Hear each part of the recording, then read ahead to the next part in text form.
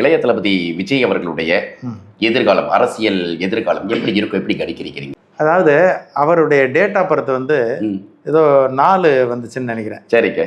இந்த 4ஆம் எண்ணுக்கு உரித்தான குணம் இவருக்கு மட்டும் இல்லை, 4, 13, 22, 31 தேதியில் பிறந்தவர்கள் யார் சொல்றதையும் கேட்க மாட்டாங்க. அது சரி. அவர்கள் சொல்றதை மட்டும்தான் கேட்கணும்னு நினைப்பாங்க. இதனால என்னன்னா இவர்களுக்கு நண்பர்கள் நிறையா.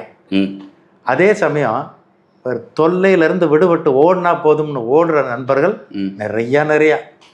யாரு? வீட்டில் உள்ளவர்கள் உட்பட. அடாடா இவன் சொன்னா கேட்கவே மாட்டாயா, அவன் சொல்றதை நம்ம கேட்டுக்கிறோம் அப்படின்னு யார் இருப்பா?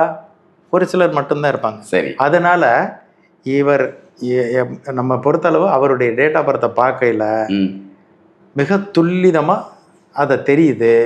இவர் அரசியலுக்கு வந்துட்டார், திரைப்படத்துறைக்கும் வந்துட்டார். அது வேணாம்ன்றாரு, இது வேணுன்றார். இவருக்கு நடக்கும் காலகட்டத்தில் இனிமேல் வரப்போகிற நேரத்தில் இவர் இரண்டுமே வேண்டாம்னு சொல்கிறதுக்கு வாய்ப்பு இருக்குது. சினிமாவினா அரசியல் கண்டிப்பாக வேண்டாம், வேண்டாப்பா விடு அப்படின்னு உதறிட்டு ரெண்டையும் உதறிடுவார். அப்போ அடுத்து என்ன பண்ணுவார் தெரியலையே, நீங்க தான் சொல்லணும். ஏன்னா 2 தான் இருக்கு நமக்கு தெரிஞ்சு, 3வது என்ன வச்சிருக்காருன்னு சொல்லிட்டு அவருக்கும் தெரியுமா தெரியல, நமக்கு தெரியல.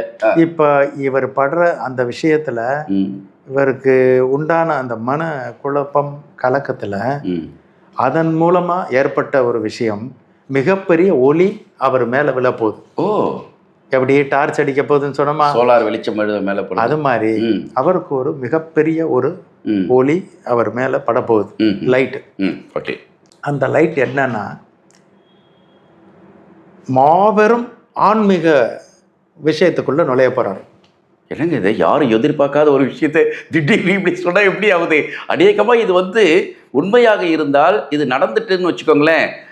நம்மளுடைய எண் கணித நிபுணர் டாக்டர் JNS செல்வன் அவர்களோட உட்காந்துருக்க நானும் என்னாவும் தெரியல, ஆனால் இந்த வீடியோ மூலமாக இதை தனியாக பார்க்குறவங்களுக்கு இந்த விஷயத்தை பதிவு செஞ்சு வச்சுக்கோங்க. நாங்களும் என்ன நடக்குதுன்றதை அவளோட தான் பார்த்துட்டு இருக்க போகிறோம். நீங்கள் சொல்லுங்க சார். எனக்கு அப்படியே வருது. நான் சொன்னது தான் நடக்கும் சொல்றது அது மண்டகரம்னு சொல்லுவாங்கல்ல, தலக்கணம். அது அவர் டேட் ஆஃப் பர்த்துக்கு அது ஏற்கனவே ரஜினிகாந்தோட டேட் ஆஃப் பர்த்துக்கு அவர் அரசியலில் வரமாட்டார்னு போட்டோம். மிகப்பெரிய வெற்றியா அது ஓடுச்சு. ஆமா, நீங்க சொன்னீங்கல்ல, வந்தாரா இல்லையா? நீங்க தான் சொன்னீங்கல்ல. ஆமா சொன்னேன். ஆமா, சூப்பர் ஸ்டார் ரஜினி அவர்களுடைய அரசியல் வாழ்க்கை எப்படி இருக்கும்ன்றதை கணிச்சதுல ஐயா மிக முக்கியமான பங்கு. அவர் சொல்லி இருந்ததுக்கு இன்னைக்கு பார்க்கும்போது அது ஆச்சரியமா, அன்னைக்கு யாருமே நம்பல.